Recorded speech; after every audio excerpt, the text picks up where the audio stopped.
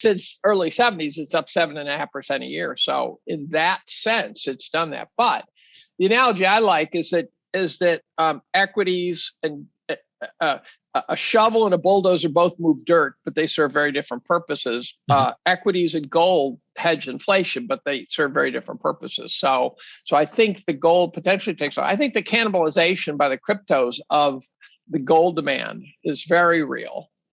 And it leads to an interesting hypothesis. If cryptos start taking a beating for some reason, I see several reasons why without declaring the crypto guys nuts. I don't have to, but they're facing a tether problem. They haven't yet gone through a credit crisis. So the cryptos were either non-existent or in their very infancy the last time we had a real credit problem. So if we end up with a deflationary like stretch, disinflationary like stretch where assets start selling, the cryptos could be super leveraged. I know there's some weird leveraging going on, and they're gonna have to get through that. And they haven't yet faced the authorities attempting to take them down. And you can make a case they're not going to. I can see why people make that case. If crypto starts getting beaten up, it might show an interesting inverse correlation with gold. That would be, and I'm not rooting against the cryptos because they share the same concerns as me. Do you think there are forces pushing gold down or not? It's I'm a conspiracy guy. I think men and women conspire. But I don't know whether anyone gives a damn enough about gold to push it down beyond just traders, right? There's no question guys at JP Morgan and Goldman and stuff are can see the bid stack and ram it down and then bid it up. And they're just basically molesting us constantly. But that's not price suppression. That's just hijinks.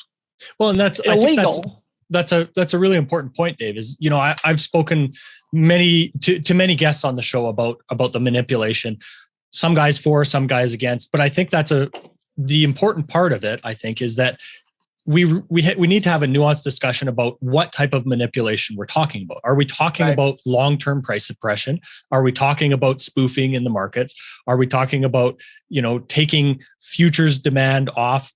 There's so many different ways that could be played out, and I tend to agree with you. I don't know that anybody necessarily gives that much credit towards gold to put that much effort into it. I do think, however, the so-called paper gold market did the same thing at some level that the cryptos did, where it produced a demand everywhere but physical. And so I think that by putting out, gold, and I do not believe, for example, that GLD has gold. I do not believe SLB has gold. I think it's a fractional reserve mechanism at play. I read the prospectus when it first came out, and I go, this is bullshit. This is not Central Fund of Canada. They don't get audited. They don't get inventory. Basically the prospectus said could be here, could be there, could be anywhere. Don't worry about it. That's what the prospectus read like. And then they can come back, in the middle of the night and change the prospectus to say that, we could take more time than we have in the past or pay you in dollars or whatever. Yeah. Exactly. And I had a friend who tried to pry $60 million worth of gold out of GLD, and he hired a team of lawyers to try to pry 60 million. Now, why he didn't just go buy gold? I don't know, except for maybe he wanted to test GLD. You read the prospectus, there's nothing in there that says he gets to pry gold out of GLD. There's certain, the so-called bullion banks or something who supposedly do. Again, if it's fractional reserve, that's a silly idea. But there's nothing there that says you can convert your GLD into gold. I don't even understand when they talk about the amount of gold in GLD. I don't even understand the dynamics of that. Why isn't GLD just like a closed-end fund that reflects, and I guess the arbitrage mechanism where if it gets a little above, in theory, you buy gold. If it gets a little below, in theory, you sell gold. Yeah, that sort of, or vice versa. But I wouldn't trust GLD. I wouldn't trust SLB.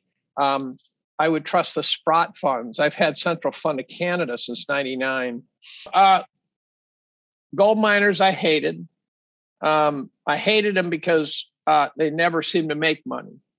I know you can go back to home stake mining in the 30s, blah, blah, blah. But gold went from 256 to 1900 back to 12. And the gold miners that had a great run gave it all back. And at no point did they pay good dividends or anything. They just failed.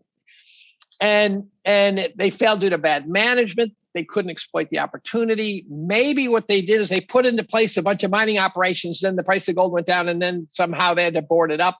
Maybe now they're ready because they now have put in the capex in the previous bull to be ready for the next bull. Maybe that.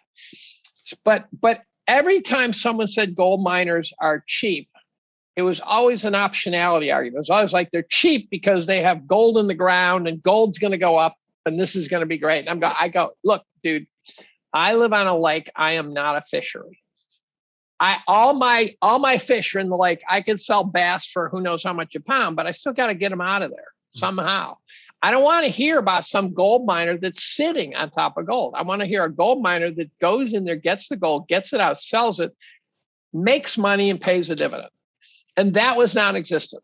And then I'd ignore gold miners for a very long time. And then I'd hear someone say they're cheap, and I go, yeah, optionality cheap. And then one day Fred Hickey's given a podcast, and he says they're cheap, and I go, here comes the optionality argument. And they start citing the numbers. I go, whoa, wait, that is cheap. And so I started looking them up. Companies like Kirkland Lake and stuff, low PE. Again, I don't trust E. So how do you like PE?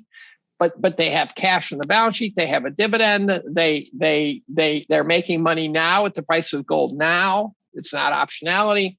If Kirkland Lake cuts in half, presumably that dividend will go percentage-wise up. I can buy some more. It's a revenue stream, which I can't get off of treasuries. I can't get off of corporate bonds. I don't dare buy a corporate bond. So that's a Michael Berry. If you have to, hold it. Mm-hmm. And so if I don't care if no one discovers gold miners. They are a revenue stream at this point. And they will discover it if they sustainably produce earnings, right? If they sustainably pay out dividends. And so that's why I like the gold miners.